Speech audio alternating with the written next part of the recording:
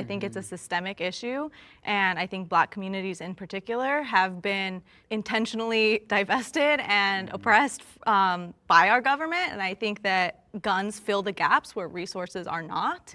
And just taking away guns isn't going to like change the, there's so many other roots to this issue that need to be addressed. Over policing also, Black communities are over policed more than any other community, and gun violence also happens at the hands of police who are supposed to be protecting. And then of course, yeah, it makes sense that you would want to have a gun to feel like you can protect yourself against this, but this is all a product of a broken system that has been broken for many years.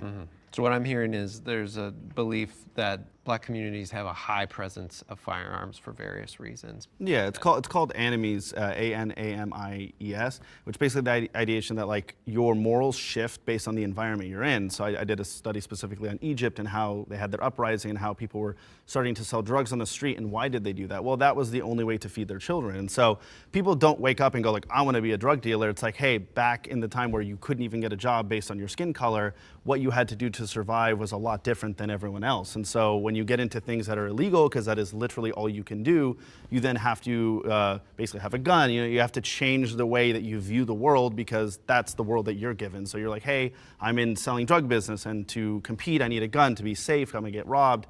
And it creates this environment. Now, when we shift forward where everything's quote unquote equal, it's like, why are you guys still having guns? Well, that's what we grew up around. That's what we knew. That's what we know.